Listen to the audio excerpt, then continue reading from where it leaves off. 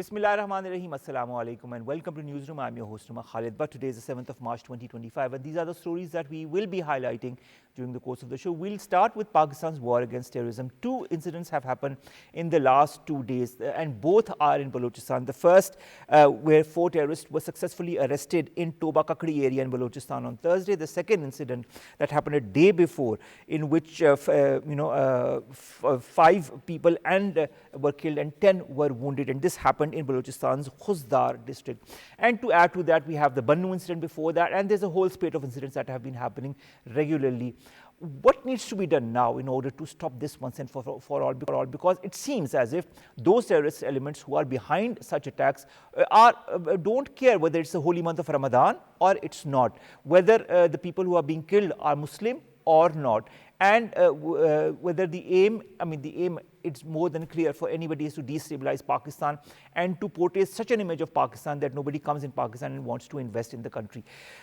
Different modalities around that will be discussed in our first segment. Our second story, ladies and gentlemen, concerns Pakistan's Foreign Office that has rejected the Indian External Affairs Minister's remark on Jammu and Kashmir.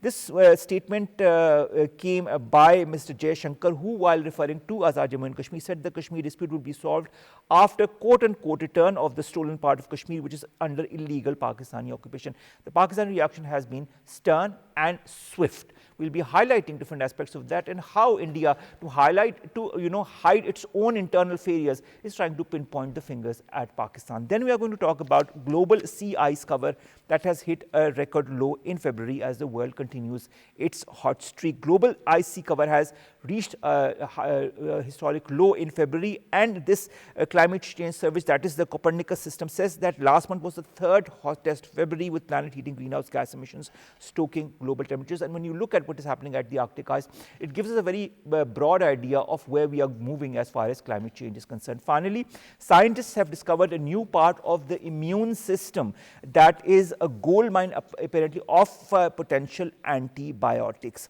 This is a part of our own body, and it's our own body that makes these antibodies that fight all the infections. And what the scientists are saying that the discovery will lead to maybe isolation of this part in order to maybe create more lethal medicines to fight such important diseases that of course are prevalent amongst the people across the world. This is the lineup for today. Let's begin with our first story, and that concerns war against terrorism. We've been joined by 2 guests in the 2 studios. Let me introduce them to you one by one. On my very right is our very dear Major General retired Zahid Mehmood Sahab. He's a defense analyst. Thank you very much, sir, to have joined us.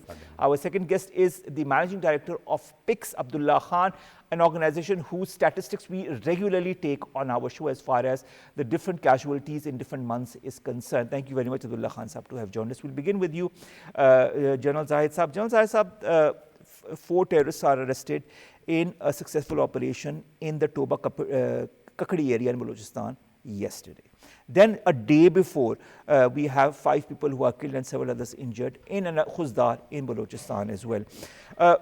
Defense experts have been saying that the primary reason for the rise in terrorism in Pakistan are the terrorist organizations that are flourishing on the Afghan soil. This is nothing new. We've discussed that before as well. They say that Afghanistan has become a haven for terrorists. We have said that before in different shows as well. And immediate international action is needed. Isn't this what Pakistan has been stating all along? International action is needed. More powers need to join hands with Pakistan in order to contain such elements and evolve a counter-terrorism strategy that could be beneficial for all. Thank you very much, Omar, for the invite. I think the situation in Pakistan is now pretty serious. Probably whatever incidents you are quoting and whatever is happening, this is a tactical aspect of the war.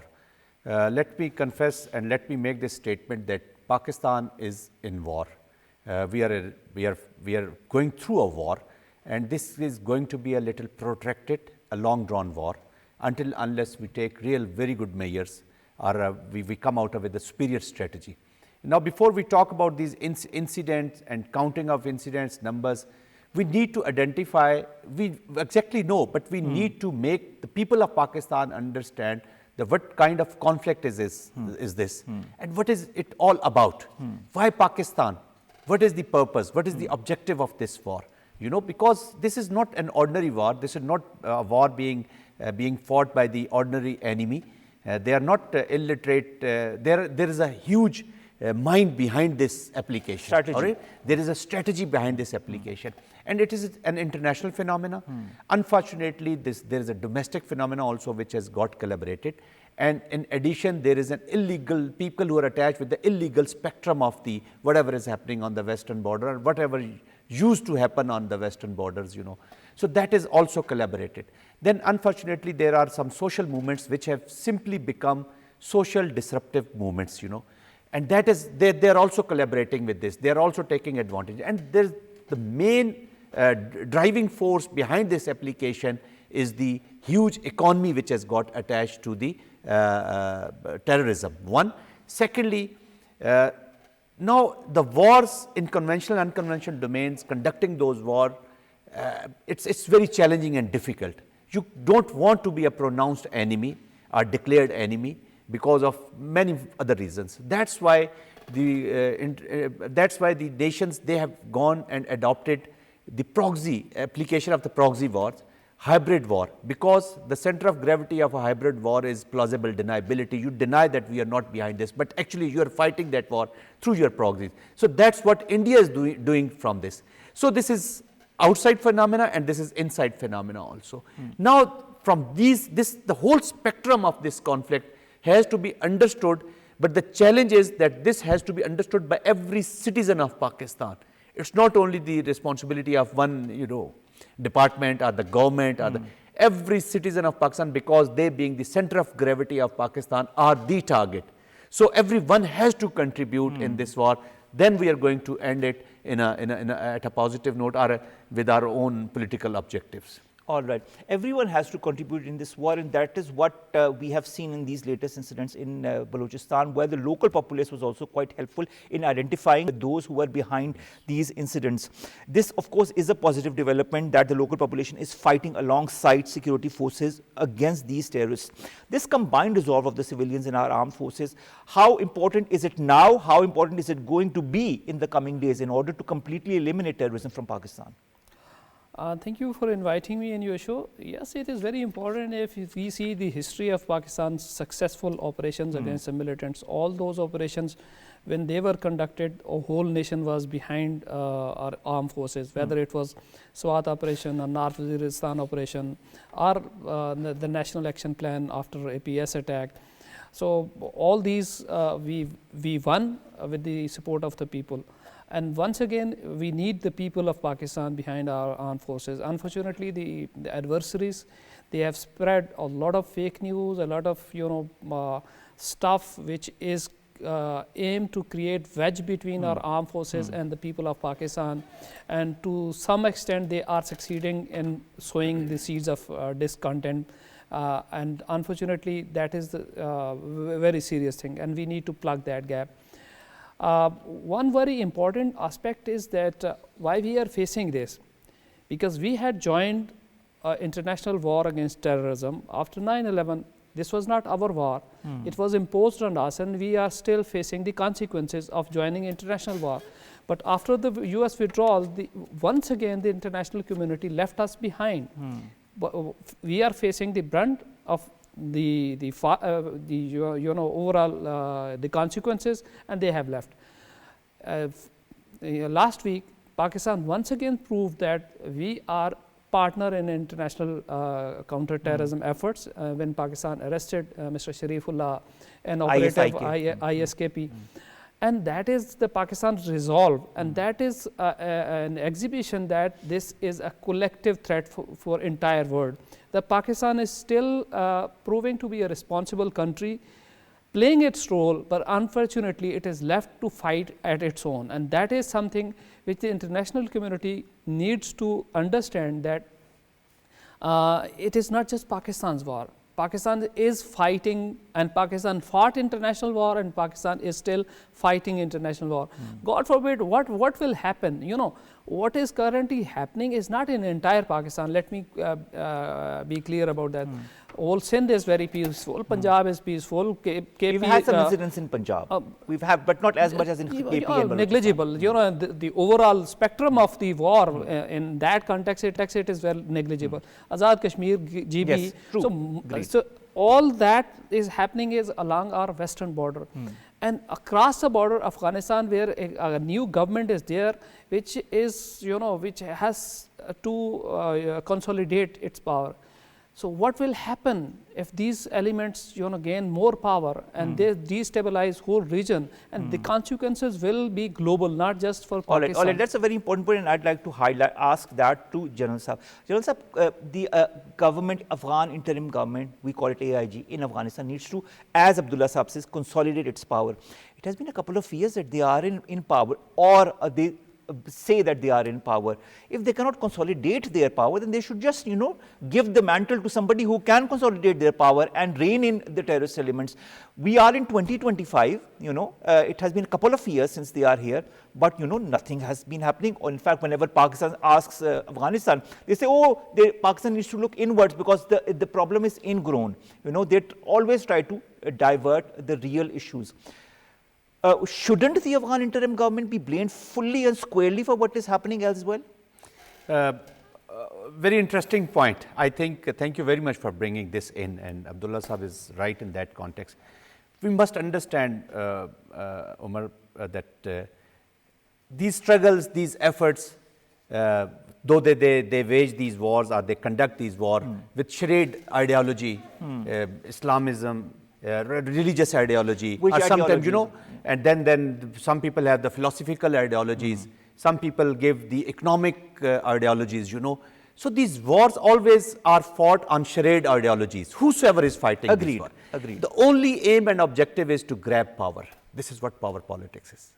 And this power politics makes you make these wars, you know, they compel you to make these wars. So this was the ideology behind Taliban's effort, that you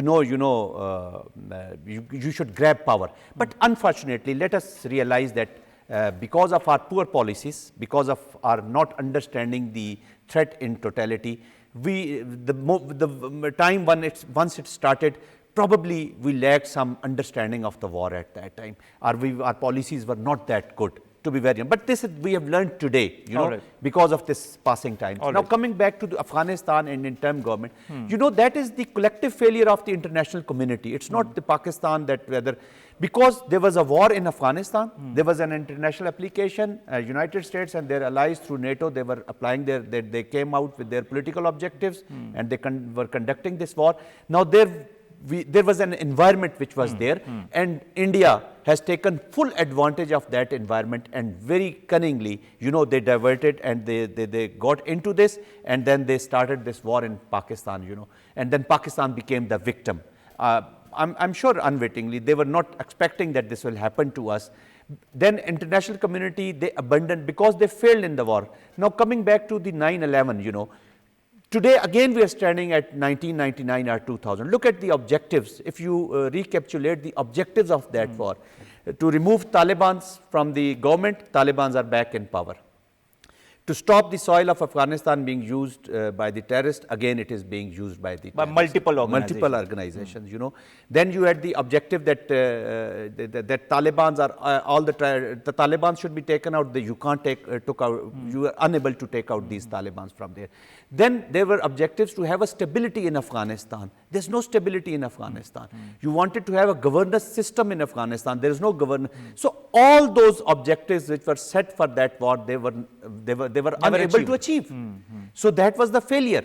Then for the face saving, they created this environment of taking out, then the withdrawal. I mean, that was the most chaotic withdrawal.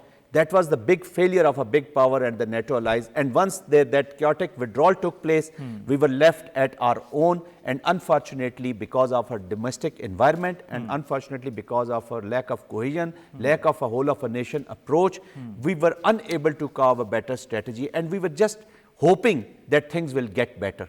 But again, as I said, this is going to be the future pattern of the war in future also. Again, we have to sit together. We have to get back to our boards again and carve a superior strategy to control this menace. I agree, and of course, General Saab was pointing towards the chaotic withdrawal of the US forces from Afghanistan, and with this chaotic withdrawal came the $7 billion or plus weaponry that was left. Deliberately or not is a whole question altogether. Nevertheless, the weapons were left. M16A4, M24 sniper rifles, which have been retrieved from terrorists in previous incidents as well. And the latest, weaponry was left for the Taliban to be used directly or indirectly for whichever reason. I fail to understand, but I'd like your point of view on that.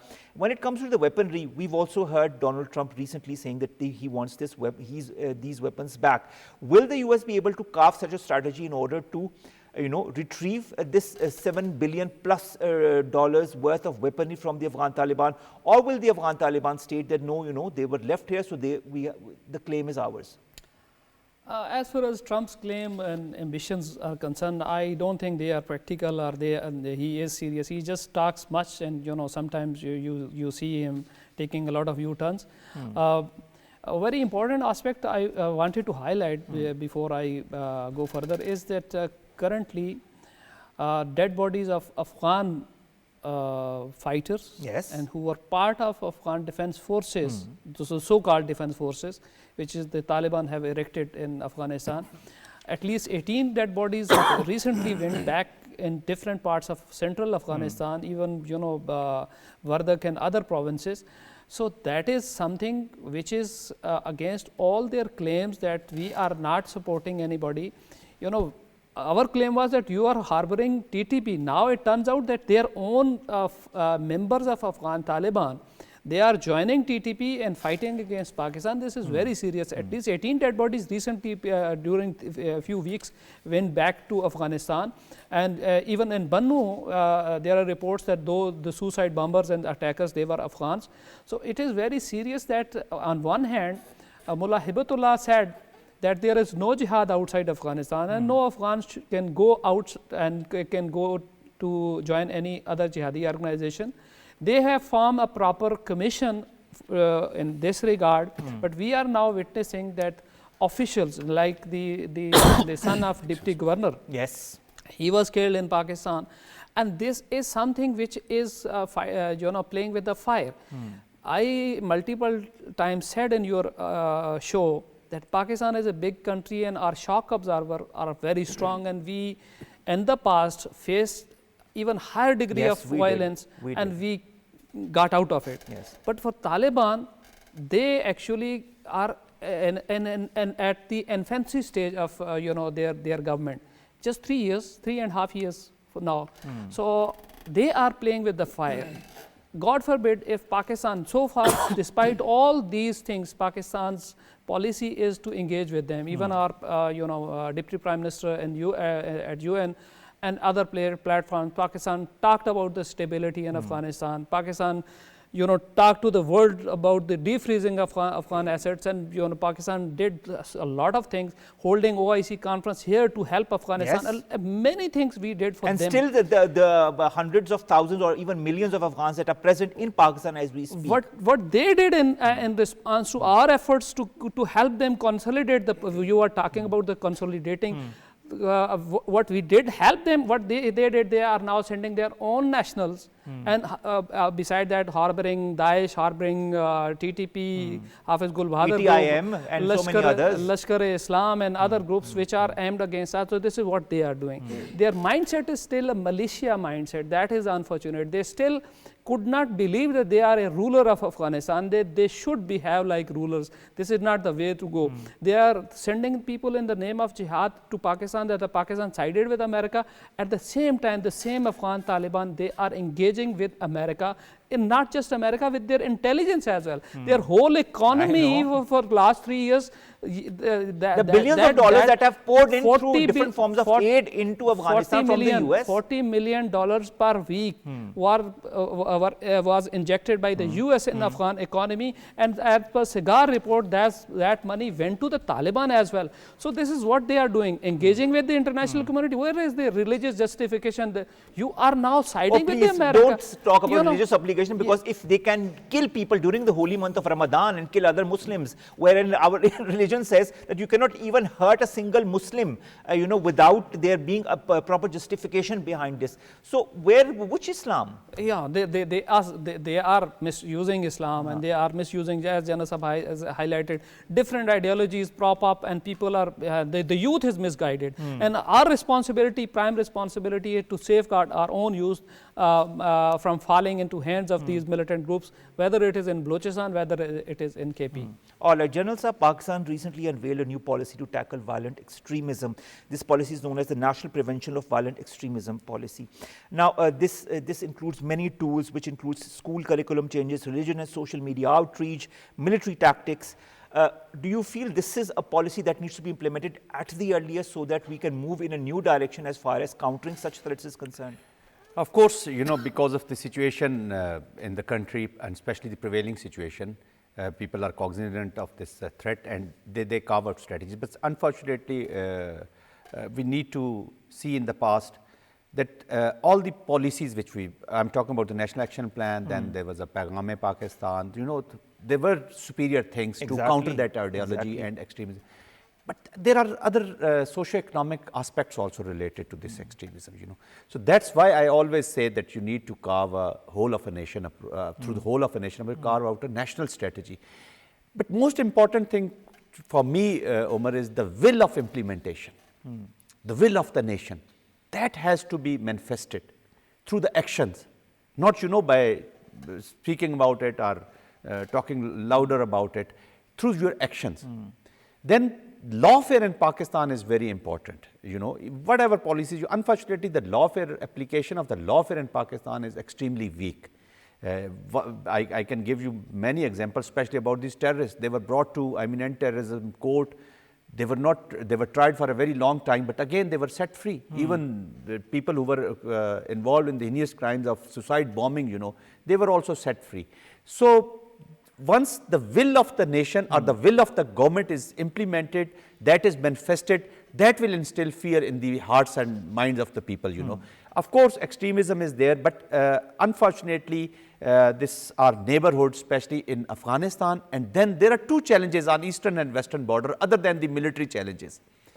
The mindset on both sides. Look at the Hindutva mindset, Modi sitting there. So he has nothing to do with the superior human values and all that, So their instrument is terrorism, either in Canada or in, saffronization.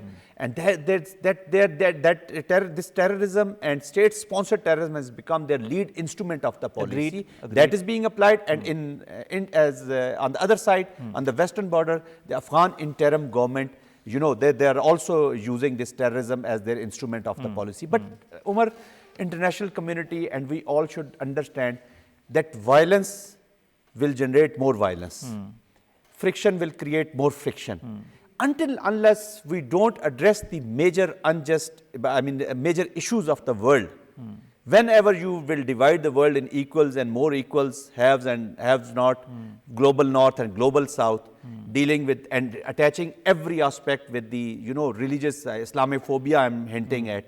So terrorism has to do nothing with the religion. A terrorist, whether he is a Hindu, is a Muslim, is a terrorist. He has nothing to do with Islam. So, but we are talking about Islamophobia, there are issues of Islamophobia, you are attaching with this. So this, what I am hinting at is, if like Palestine, if these issues are not solved, look at the Africa, which is most unfortunately, we don't talk much about it. But there's still a lot of issues that are happening. Yes, there are issues happening. So as the international community, we have to address all these issues. Till the time these issues are not settled, like Kashmir and all that, you will keep finding a friction coming out of it. And then there will be people who will be taking advantage of the just wars also. because there are just efforts also. If Kashmiris are struggling for their homeland, this is a just effort. If the Palestinians are struggling for their homeland, it is a just effort. So these just efforts and these wars, they have been brought into this gray zone of, they get diluted because of such incidents. Such incident. And then the use of the proxies. Who makes the proxies? Who breed them? Who sport them? This has to be seen. So a complete approach. But we need to talk about this much more at all forums with aggressive diplomatic efforts, Our envoys should be in all part of the world, and now because there is a general realization, there is an environment. Trump is talking about it, then there is a Secretary General report, that people are seeing what is happening in Pakistan. It's a reality.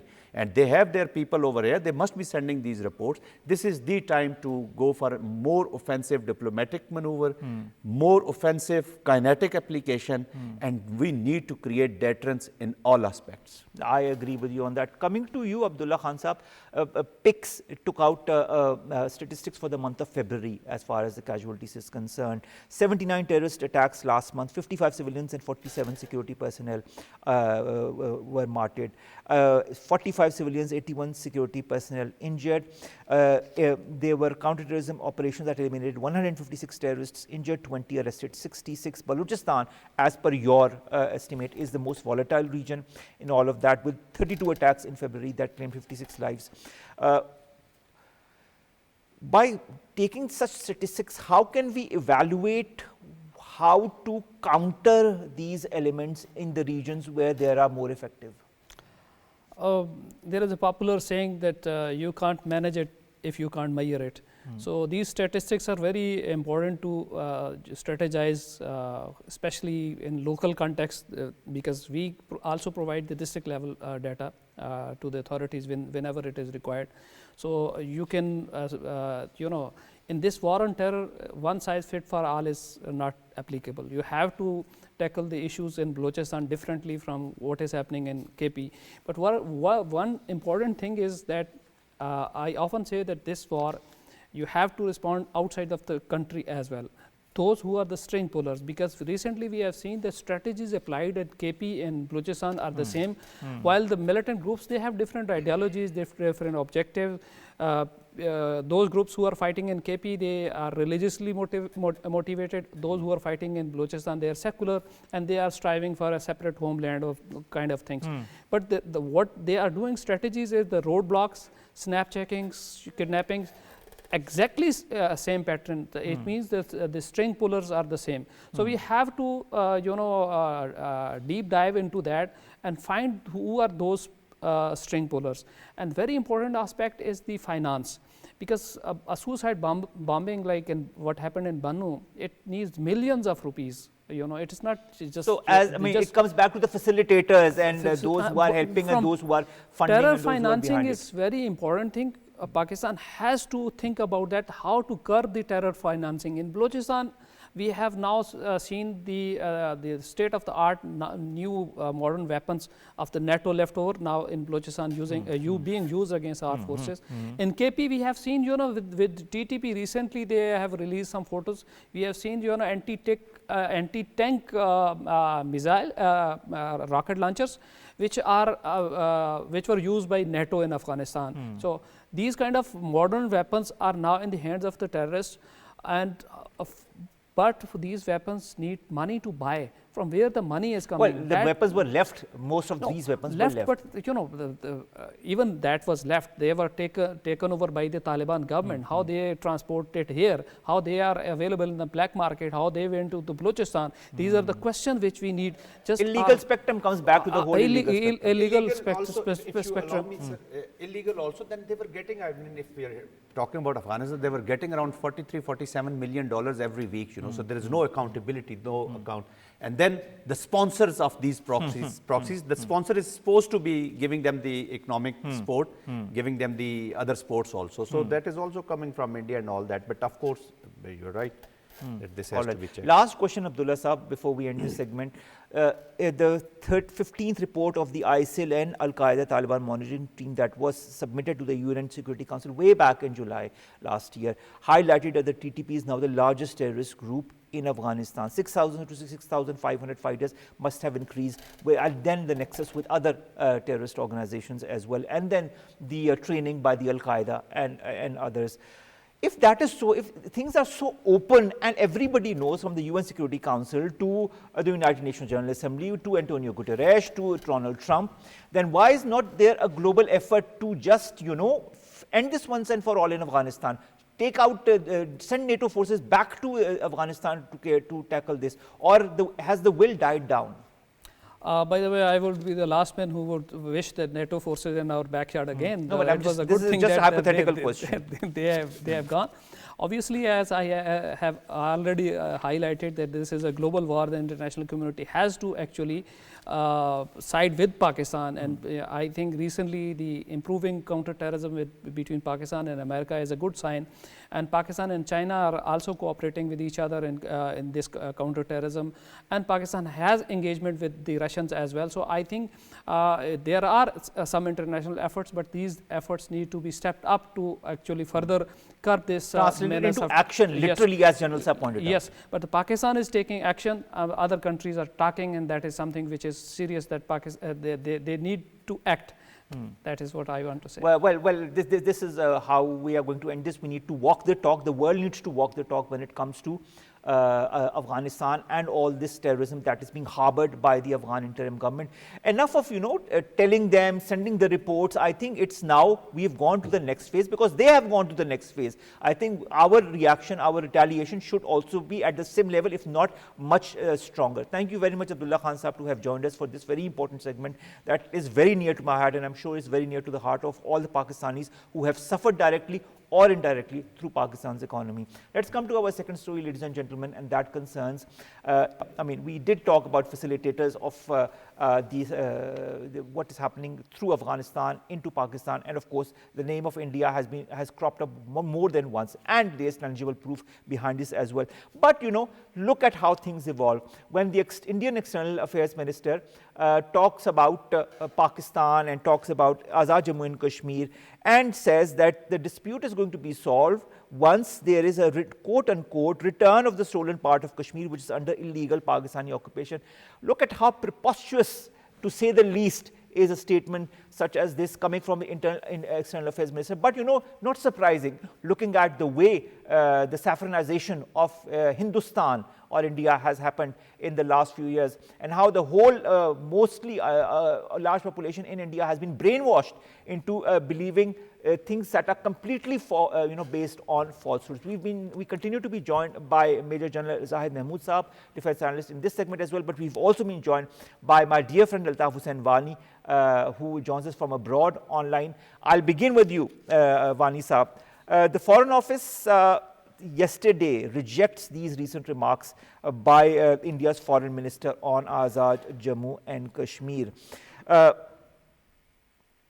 How irresponsible do you see statements such as these emanating from, if nobody else, the Foreign Minister of India? And what does that portray as far as Indian designs and Indian methodology is concerned vis-a-vis security of the region and Indian illegally occupied Jammu and Kashmir? Your take. Thank you, Omar, for having me. First of all, it is, I think the frustration has risen in India after the High Commissioner's report, while he mentioned about the human rights situation in India and also in Indian-occupied Jammu and Kashmir. The way India has got frustrated here in the United Nations Human Rights Council and all over, and the Indian Foreign Minister, the way he made this comment during this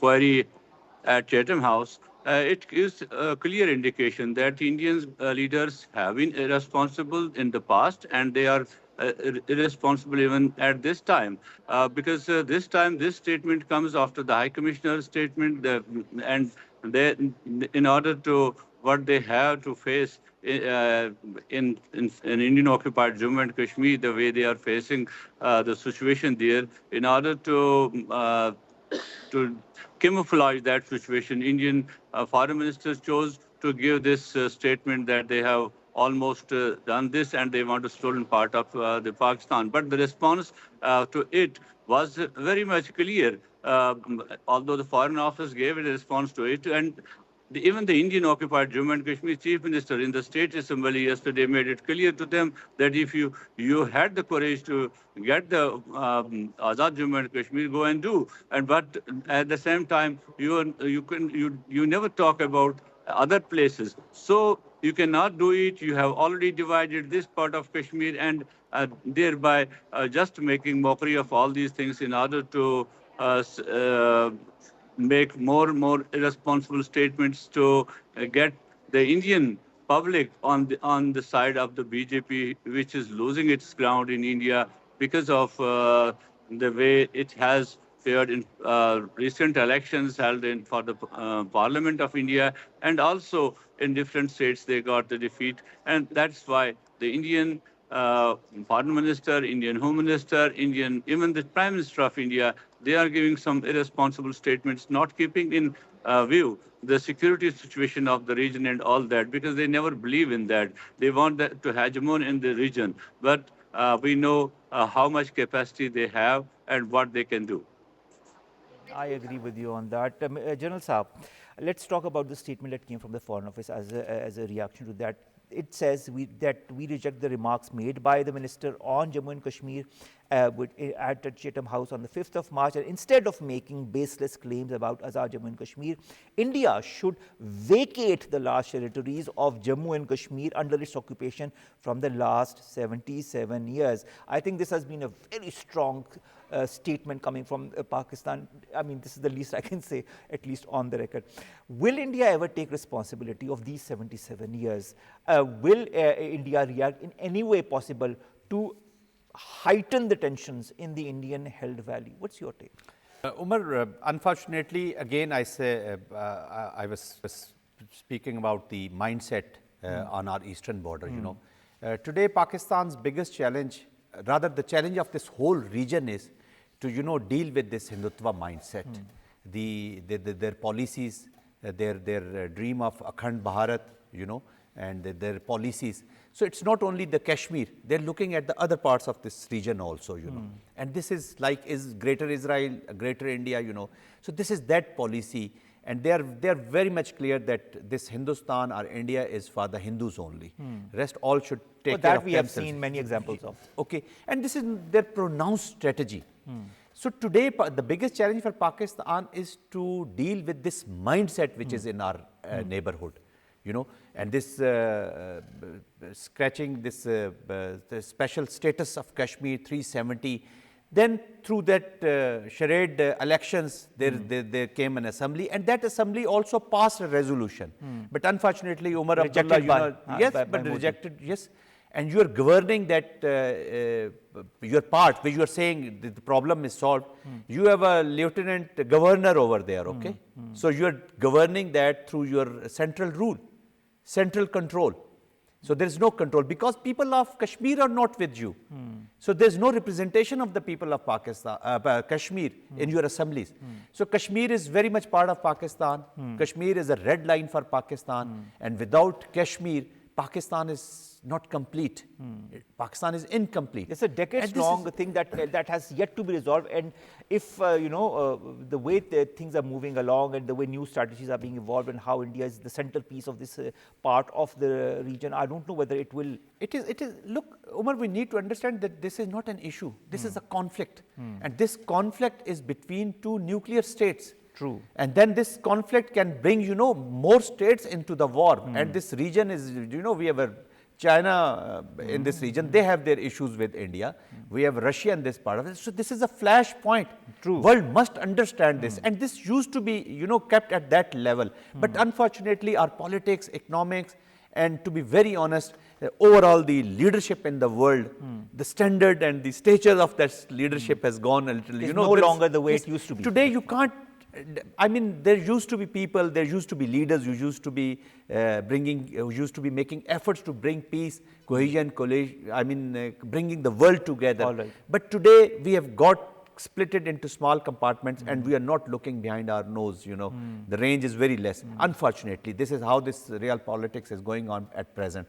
So that's why I'm saying that Pakistan must.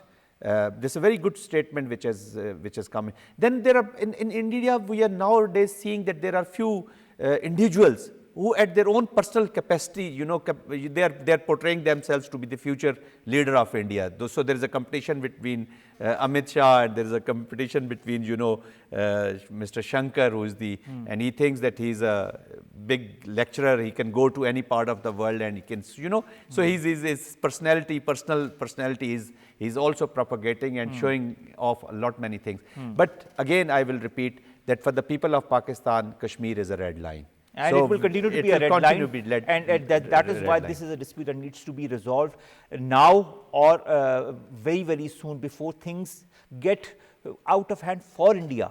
Because with the number of movements that are happening within India, they won't be able to control it if this continues in the same way. He was talking about that there is not much of a problem in Kashmir.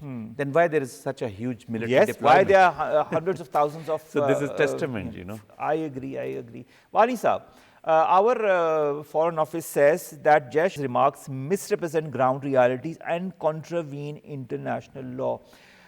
Why is India getting away with misrepresenting ground realities? Not since now, this is a long tactic of India, and irrespective of the government, but of course in the Modi government this has accentuated to a large extent. But specifically when it comes to the Indian held value, why does and how does India get literally away with murder? There are lots of things to that. We can discuss why they get away from this. But I think the international community has its eyes on Kashmir. As I am here in United Nations, Geneva, I could see the High Commissioner's report mention of India and Indian occupied Jammu and Kashmir human rights violations and all that they can do.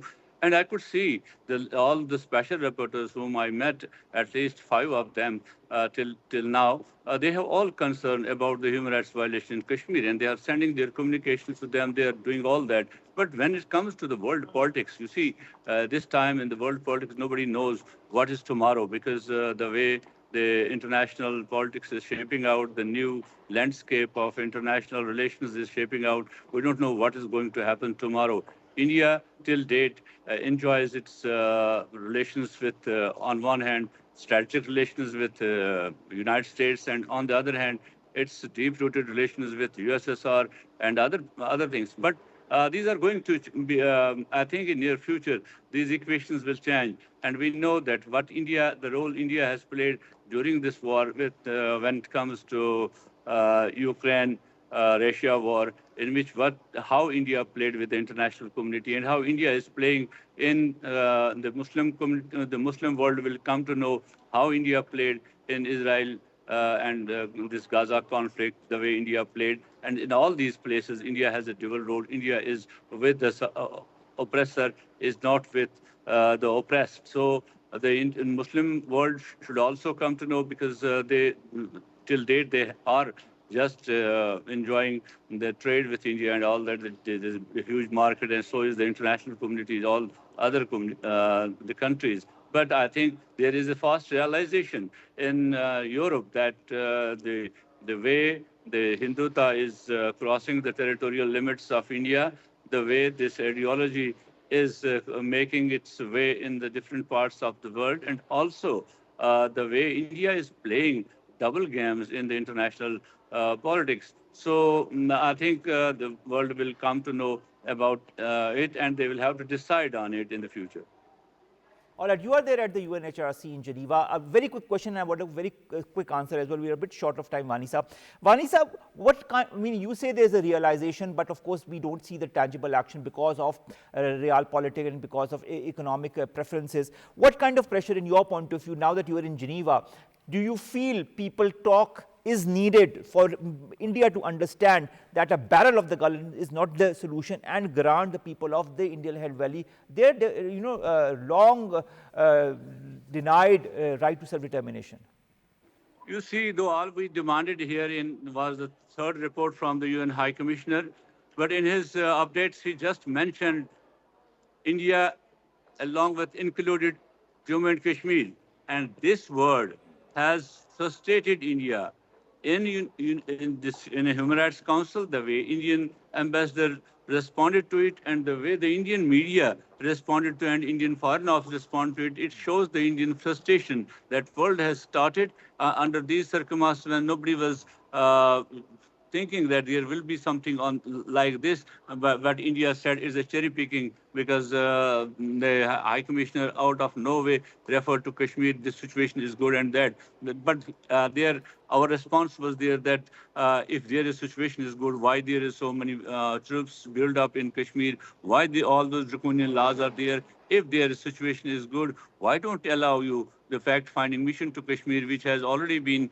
recommended by the former High Commissioner to the human rights? So the realization I could see when we met the country delegates, when we met the special rapporteurs, we could feel that the response from them, the way they think about the Kashmir situation, and also on the India's on the what India is doing with the minorities in India, and the way India is getting sovereignized, as General Sahab was telling you, is getting sovereignized. It's each and every organ has been sovereignized, and the world has some sort of concern on it.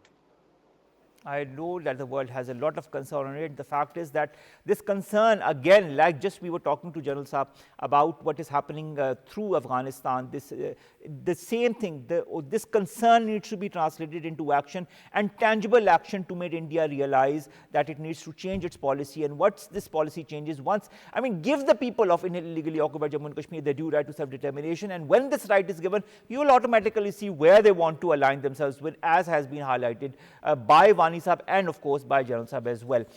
Thank you very much, Altaf and Wani Sahab, to have joined us. Thank you very much, General Zahid Sahab, to have joined us as well during the entire show. In fact, your presence was really needed in order to understand and ascertain the realities of what is happening in our region. Finally, let's come to our last two stories before we end the show. The first concerns global sea ice covers that have hit record lows in February as the world continues its hot streak. The Copernicus Climate Change Service says last month was the third hottest February ever, with planet heating greenhouse gas emissions that were stoking global temperatures. Antarctic and Arctic sea ice covers ocean water that has frozen and floated to the surface to a record minimum extent of 16.04 million square kilometers on the 7th of February has raised quite a huge concern as to how climate change is affecting the world and affecting it very quickly. This warm ocean atmospheric temperatures will lead to extensive failure of the ice to regrow in the Antarctic during the southern hemisphere winters, and we are seeing how the temperatures are increasing as well. Finally, scientists have discovered a new part of the immune system, and they say it is a gold mine of potential antibiotics. They've shown a part of the body that is known to recycle proteins and has a secret mode that can spew out an arsenal of bacteria-killing chemicals. This, the researchers say, is going to completely revolutionize their understanding of how we all as human beings are protected against infection. The discovery centers on the proteasome, which is a tiny structure that is found in every cell of the body, whose main role is to chop up old proteins into smaller chunks so that they can be recycled to make new ones. But in experiments, they have seen that when a cell is infected by bacteria, it is these very proteasomes that detect it and then they react to it. And this reaction is something that all the scientists say is revolutionary as to the findings and how we will be able to tackle infections in the future. With that, ladies and gentlemen, we come to an end of today's newsroom. We'll see you inshallah on Monday with new stories and segment to us you in Pakistan. It's the weekend. Have a good one and enjoy these fasts as we all are. Allah Hafiz.